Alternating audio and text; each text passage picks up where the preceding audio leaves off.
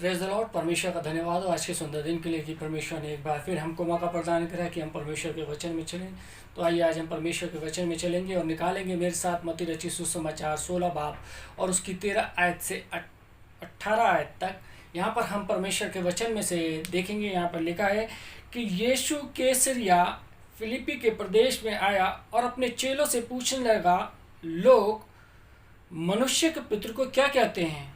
उन्होंने कहा, कुछ तो यूहन्ना बपतिस्मा देने वाला कहते हैं, और कुछ एलिया, और कुछ यिर्मयाह, और या भविष्यवक्ताओं में से कोई एक कहते हैं।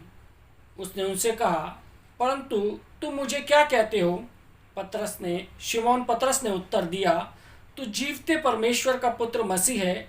यीशु ने उनको उत्तर दिया, हे शिमोन, योना के पुत्र, तू धन्य है, क्योंकि मांस और लहू ने नहीं, परंतु मेरे पिता ने जो स्वर्ग में है यह बात तुझ पर प्रकट की है। और मैं भी तुझसे कहता हूँ कि तू पतरस है, और मैं इस पत्थर पर अपनी कलीसिया बनाऊंगा, और अधोलोक के फाटक उस पर प्रबल ना होंगे। परमेश्वर अपने पवित्र वचन के पढ़े सुने आने पे आशीष दे। आमीन। अजीज, हम यहाँ पर देखते हैं कि परमेश्वर अपने चेलों के साथ है। प्रभु यीशु मसीह अपने चेलों से पूछते हैं कि लोग मुझे क्या कहते हैं। और यहाँ पर जो दूसरी चीज़ हमारे को देखने को मिलती है वो शिमोन पतरस की, वो कहता है कि तू परमेश्वर का पुत्र मसीह है। और यहाँ पर हम देखते हैं कि प्रभु यीशु मसीह उससे कहते हैं कि तू पत्थर है जिस पे मैं अपनी कलीसिया बनाऊंगा। कलीसिया एक ऐसी संस्था है जिसको स्वयं प्रभु यीशु मसीह ने बनाया है। यह एक ऐसी संस्था है जिसका अस्तित्व पिछले 2000 वर्षों से इस संसार में है। यह सबसे अधिक तेजी से बढ़ती जा रही है। एक पुस्तक में मैंने पढ़ा जिसमें लिखा हुआ था कि आज संपूर्ण विश्व के 217 देशों में 2500 कलीसियाएं प्रतिदिन स्थापित की जा रही हैं। प्रारंभ से ही जितना सताव कलीसिया ने सहा है, जितनी आलोचना कलीसिया की हुई है, जितनी हत्याएं कलीसिया के अगुओं की हुई है, दुनिया में और कहीं नहीं हुई। पिछले दिनों ऐसा लगता था कि मानो चीन में आराधना करने की स्वीकृति दे दी गई है, यानी कि चीन में आप आराधना कर सकते हैं। मसीह लोग अब आसानी से आराधना कर पा रहे हैं। परंतु यदि चीन के इतिहास को देखें तो हम पाएंगे कि चीन में कलीसिया में भयंकर सताव से गुजर रही है। बहुत ज़्यादा सताव कलीसियाओं पर जो है वो हो रहा है, और आज भी वहाँ मसीहों पर जिस प्रकार का सताव आ रहा है, कुछ वर्षों में कभी नहीं आया जितना कि अब हो रहा है। चीन में 40 लाख मसीह हैं। वे तहखाने में छुप कर सुबह 3 बजे उठकर स्तुति और आराधना करते हैं। ये सिचुएशन है चीन की। पहरा देने वाले सिपाही गश्त लगाते समय ये ढूंढते हैं कि मसीह लोग कहाँ छुपकर आराधना कर रहे हैं। यदि वे मिल जाते हैं तो उन्हें गोलियों से भून दिया जाता है। अमेरिका के एक न्यूज़ चैनल ABC में चीन से एक रिपोर्ट आई है। उसमें उन्होंने बताया है कि चीन में 2000 से अधिक पासवानों को जेल में डाल दिया गया है। जब उनके परिवार के लोग उनसे मिलने गए तो अधिकांश पासवान और कलीसिया के अगुए जेल में मौजूद नहीं थे। उनको बहुत ढूंढा गया, परंतु उनका कहीं पता नहीं चला। चीन में ऐसे लोग जो मसीही अगुए हैं उन्हें बंदी बना लिया जाता है और उन्हें राजनीतिक बंदी माना जाता है, और उन्हें प्रतिदिन सैकड़ों मसीही अगुओं को मौत की घाट उतार दिया जाता है।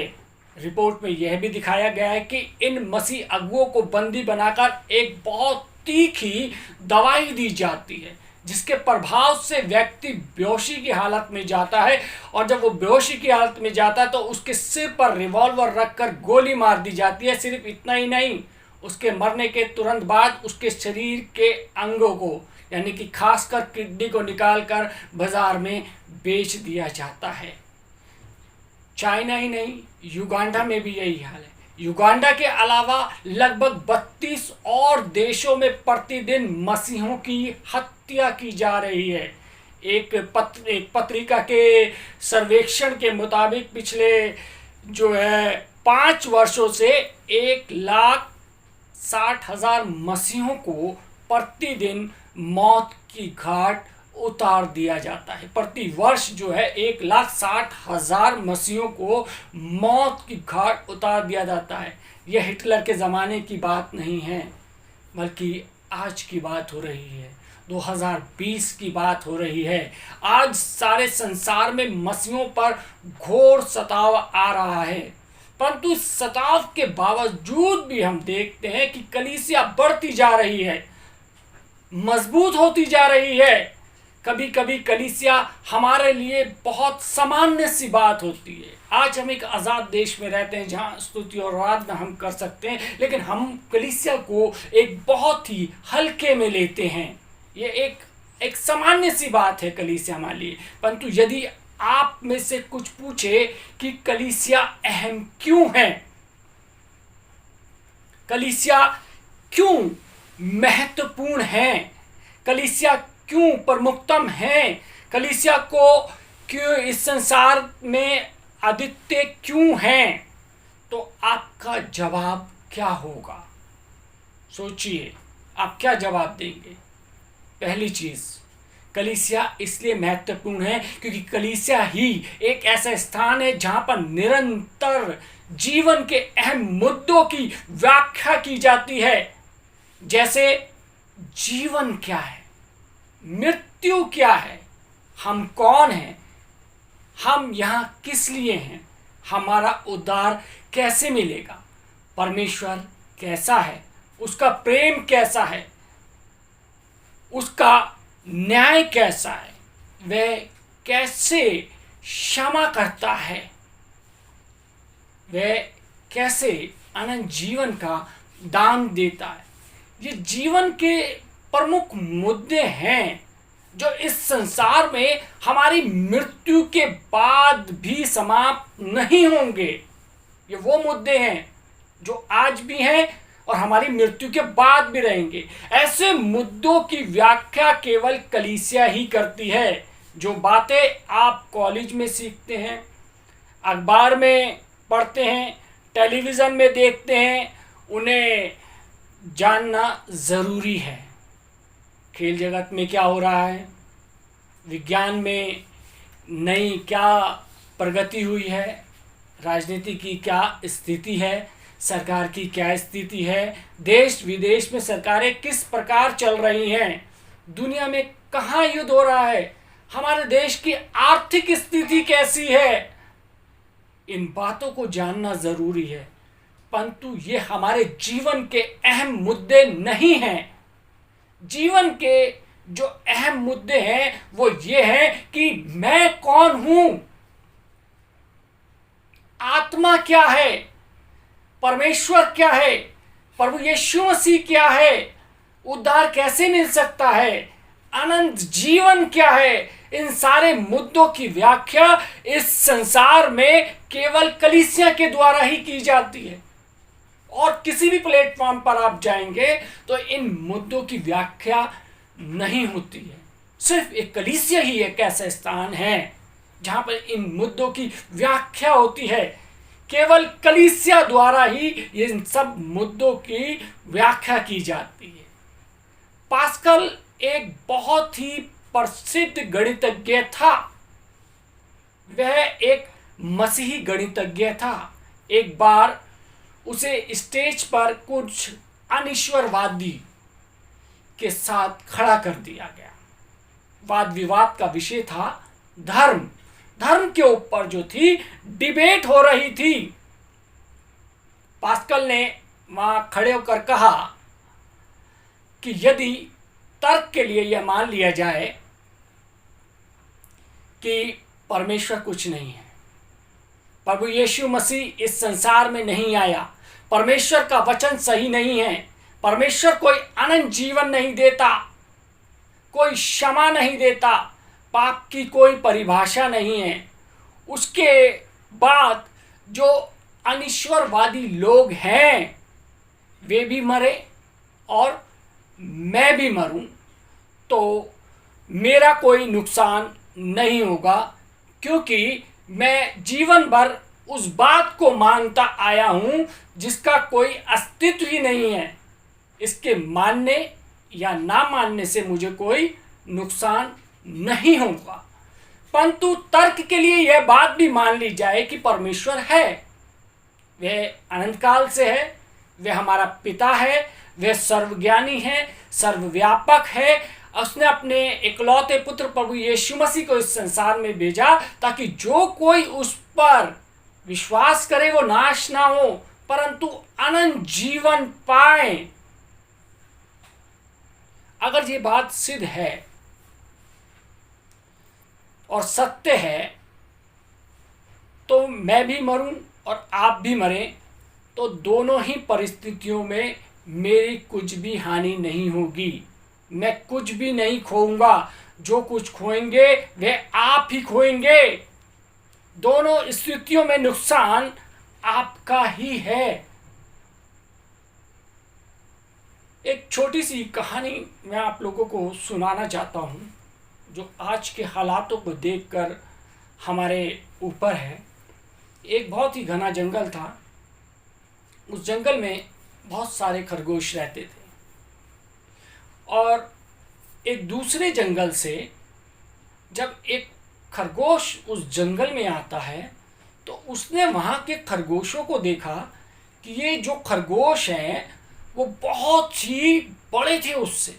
उनका साइज उस खरगोश से डबल था, उनके कान भी उससे दुगने बड़े थे।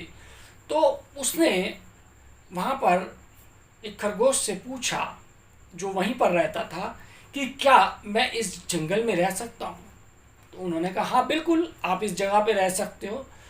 तो उसने पूछा कि मैं जिस जंगल से आया हूँ वहाँ पर जो खरगोशों की प्रजाति है वो बिल्कुल ही जिसे बोलते हैं कि मेरी तरह से है, लेकिन मैं यहाँ पर आप लोगों को देख रहा हूँ, आप लोग मुझसे दुगने बड़े हैं, दुगने मोटे हैं, अच्छे तगड़े हैं आप लोग, ऐसा क्यों।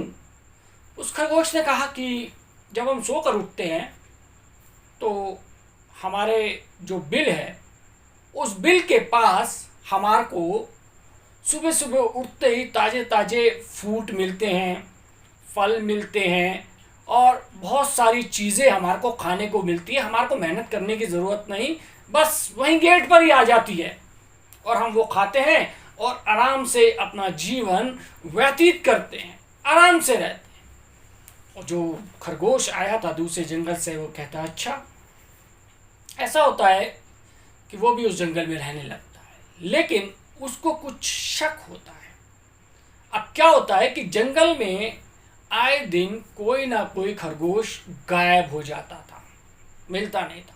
उसने सोचा कि मैं इस बात का पता लगाऊंगा कि ये जो खरगोश गायब हो रहे हैं कहाँ जा रहे हैं। उस खरगोश ने पता लगाया और देखा चुपके से कि कोई सुबह सुबह आके कोई मनुष्य वहाँ पर गेट के पास जो था वो बहुत सारे फ्रूट रख कर जाता था और उसके थोड़ी सी आगे एक गड्ढा बना हुआ था, एक फंदा लगा हुआ था जिसमें वो खरगोश को पकड़ लेता था और फिर ले जाता था। अजीजों, अक्सर हमारे जीवन में भी ऐसा ही होता है। हम अपने दिनचर्या में व्यस्त हो जाते हैं, जब तक हमें भोजन मिलता है, कपड़े मिलते हैं और हमारे रहने की स्वतंत्रता मिलती है, हमें इन मुद्दों को जानने की ज़रूरत नहीं है कि हम कहाँ जाएंगे, हमारा अंत क्या होगा, हम यहाँ क्यों हैं। वो खरगोश भी इस चीज़ को जानने की कोशिश नहीं कर रहे थे कि हमारा अंत क्या है, हम कहाँ जा रहे हैं, हम कहाँ जाएंगे, हमारा जीवन किस ओर जा रहा है। आज मनुष्य भी उन्हीं खरगोशों की तरह बन गया है, क्योंकि सारी चीज़ें आज हमारे पास हैं, भोजन है, वस्त्र है, गाड़ी है, घर है, परिवार है, बच्चे हैं, लेकिन हम इन सब चीज़ों में व्यस्त हैं। हम ये नहीं जानते कि हम यहाँ क्यों हैं, हमको किसने बनाया है, हमको किस लिए भेजा गया है। परंतु जीवन के अहम मुद्दों को जानना हम सभी के लिए बहुत ज़रूरी है। इस संसार में केवल कलीसिया ही एक ऐसा संस्था है जो जीवन के अहम मुद्दों की निरंतर व्याख्या करती है। निरंतर हमारे को जब हम अपनी कलीसियाओं में जाते हैं तो पासबान पुलपिट पे से हमारे को उन जीवन के मुद्दों की व्याख्या करके बताते हैं, जीवन के बारे में, कि जीवन को जीने की कला सिखाते हैं। आज बहुत से लोग जीवन को जीने की कला भूल चुके हैं। दूसरी चीज, कलीसिया इसलिए महत्वपूर्ण है क्योंकि यह मानव के मूल्यों की व्याख्या करती है। मानव के मूल्यों की व्याख्या करती है। किसी गैर मसीही वैज्ञानिक ने कहा है कि जो व्यक्ति स्वस्थ है, संतुलित भोजन करता है, व्यायाम करता है, खुशी और शांति से रहता है, वे व्यक्ति 100 वर्ष तक जिएगा। यदि आप चीन के इतिहास को देखें तो पाएंगे ये यहाँ 5000 वर्ष पुराना इतिहास है चीन का। व्यक्ति की अधिकतम उम्र जो है वो 100 वर्ष है। किसी देश का इतिहास 2000 वर्ष, किसी देश का इतिहास 3000 वर्ष, किसी देश का इतिहास 5000 साल पुराना है। व्यक्ति 100 वर्ष जीता है और समाज हजारों वर्ष तक रहता है। इसलिए व्यक्ति जो है समाज से बहुत छोटा है। समाज के भले के लिए यदि व्यक्ति को कुर्बान करना पड़े तो इसमें गलत बात नहीं है। ये वो वैज्ञानिक कह रहा है जो एक मसीही नहीं है। परंतु इसके विपरीत कलीसिया ये बताती है कि प्रभु यीशु मसीह ने मेरे और आपके लिए अपने प्राणों को दिया ताकि जब हमारी मृत्यु हो तो हमें अनंत जीवन प्राप्त हो। अनंत जीवन कितना लंबा होगा इसका आकलन हम संख्याओं और सीमाओं के आधार पर नहीं बता सकते हैं। जब एक मसीह जन किसी व्यक्ति को देखता है तो पाता है कि प्रभु यीशु मसीह ने व्यक्ति को बनाया है, अपना श्वास फूका है परमेश्वर ने उसके नथनों में, अपना आत्मा उसको दिया है। वह व्यक्ति केवल कुछ वर्ष ही नहीं परंतु अनंत काल का है। इस संसार तक ही सीमित नहीं है व्यक्ति। उसके बाद स्वर्ग में अनंत जीवन प्राप्त कर सकता है। केवल कलीसिया ही एक ऐसा स्थान है जहां निरंतर मानव जीवन के मूल्यों की व्याख्या की जाती है। तीसरी चीज, कलीसिया इस कारण महत्वपूर्ण है क्योंकि यह जीवन के मापदंडों की व्याख्या करती है। वह इस बात की व्याख्या करती है कि कोई बात सच है तो वह क्यों है, कोई बात गलत है तो वो क्यों है, सच क्या है और गलत क्या है, कोई बात उचित क्यों है और कोई बात अनुचित क्यों है। किसी अनिश्वरवादी ने पिछले दिनों सही और गलत की परिभाषा कुछ इस प्रकार से दी कि सही वह है जो उद्देश्य तक पहुंचाने में आपका साथ देता है। ये एक नास्तिक आदमी की राय थी। और गलत वो है जो उद्देश्य तक पहुंचने में बाधक होता है। इसका अर्थ तो यह प्रतीत होता है कि अगर उद्देश्य तक पहुंचना है तो आपको उसके लिए कितना भी गलत क्यों ना करना पड़े तो वो सही है।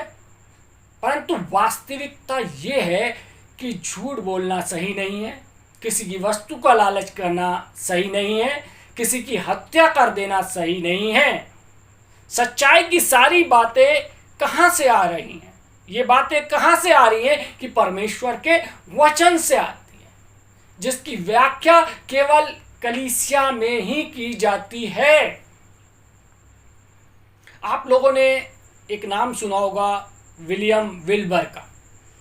ये बात उस समय की है जब ब्रिटिश सरकार का पूरे संसार के ऊपर अधिकतम देशों पर राज हुआ करता था। और वहाँ पर जब संसद का निर्माण हुआ तो विलियम विल्मर जो थे वो सांसद बने और उन्होंने गुलामी प्रथा के लिए आवाज़ उठाई और वो बार बार अपने जीवन काल में गुलामी प्रथा बंद करने के लिए आवाज उठाते रहे और 25 साल तक वो संसद के अंदर रहे।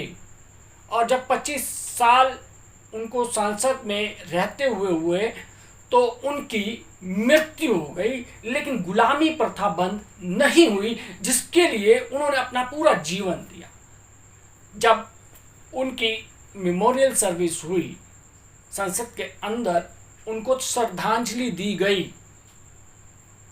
तो वहां पर एक बिल पेश किया गया कि यदि सच्ची श्रद्धांजलि देनी है विलियम विल्मर को, तो इस गुलामी की प्रथा को बंद करना पड़ेगा। और ये कानून पास कर दिया गया कि आज के बाद से दुनिया में गुलामी की प्रथा समाप्त की जाती है, बंद की जाती है। परमेश्वर के वचन के प्रचार के प्रभाव से, कलीसिया के पुलपिट के प्रभाव से एक व्यक्ति के जीवन में वो आंख पैदा होती है कि वह सारे संसार में गुलामी प्रथा को रोक देता है। वो एक प्रचारक था विलियम विल्मर, उसने वहां से सीखा। जीवन के मापदंडों की व्याख्या अगर किसी संस्था से होती है तो वो संस्था है कलीसिया, जिसकी नींव प्रभु यीशु मसीह ने रखी। पतरस से कहा, इसके ऊपर मैं अपनी कलीसिया बनाऊंगा। कलीसिया इस कारण महत्वपूर्ण है क्योंकि ये सारे संसार में हमें मसीही परिवार का अंग बनाती है। कलीसिया हमको गहरी सहभागिता प्रदान करती है। कोई भी व्यक्ति अपने आप को पूर्ण रूप से सक्षम नहीं है। हम में से प्रत्येक को एक दूसरे की आवश्यकता है। भले ही आज हमें किसी की जरूरत ना पड़े, परंतु शायद कल पड़ सकती है। आज हमारे पास बहुत रुपया पैसा है, बहुत सुख सुविधाएं हैं, एक आवाज पे लोग आ सकते हैं, लेकिन आने वाला समय कैसा होगा हमें नहीं पता।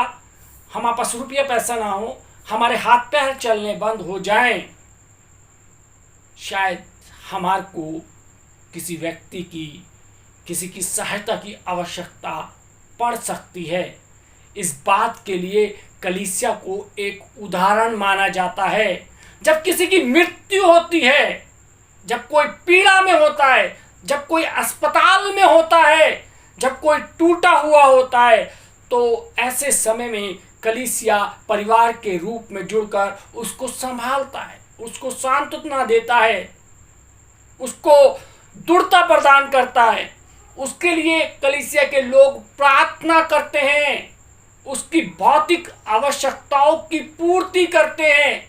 दुनिया में और किसी संस्था में ऐसी गहरी सहभागिता नहीं पाई जाती।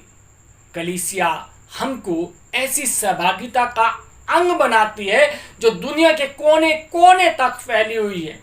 यह एक भवन से भी बढ़कर है। यह विश्वासियों की चुने हुए लोगों की सहभागिता है। ये जो लोग, जो विश्वासी हैं, जो प्रभु यीशु मसीह के बताए हुए पद चिन्हों पर चलते हैं, ये उन लोगों की संस्था है। ये यीशु मसीह को स्वीकार करने वाले और बचाए हुए लोगों को, उद्धार पाए हुए लोगों की सहभागिता है। हमें उन लोगों तक पहुंचना है जो इस कलीसिया के, इस परिवार से बाहर हैं। एक व्यक्ति था और ऑक्सफोर्ड यूनिवर्सिटी से उसने बहुत पढ़ाई की और उसके बाद उसने देखा कि मैं अफ्रीका जाऊंगा, क्योंकि वो देखता था कि वहाँ के अफ्रीकी देशों के, अफ्रीकी लोगों के हालात जो हैं वो बहुत ख़राब हैं। और उसने निर्णय किया कि मैं अपनी पढ़ाई ख़त्म करने के बाद अफ्रीका जाऊंगा। और वो एक ऐसे कस्बे में पहुँचा जहाँ पर जिनकी कोई भाषा नहीं थी, कोई बोली नहीं थी, लेकिन उस व्यक्ति ने वहाँ जाकर उन लोगों को चित्रों के माध्यम से सिखाया, उनको भाषा प्रदान करी, उनको बोली सिखाई और उनके बीच में परमेश्वर का काम किया। आप सोच सकते हैं ये कौन सी बड़ी बात हो सकती है, या इसे कह सकते हैं ये बड़ा ही बेवकूफ़ी भरा कदम हो सकता है। ऑक्सफोर्ड से पढ़ा हुआ व्यक्ति उस अफ्रीका के कबीले में जाता है जहां दूर दराज तक कोई नहीं था, कोई लग्जरी सुविधा नहीं थी। उसकी पढ़ाई का क्या फ़ायदा हुआ मेरे अजीजों? उसकी पढ़ाई का ये फ़ायदा हुआ कि जो उस कबीले के अंदर 600 लोग थे, वो 600 आत्माएं बचाई गई। हमारी एजुकेशन अपने लिए नहीं है, दूसरे लोगों की आत्मा बचाने के लिए, जैसे उस व्यक्ति के जीवन में हुआ।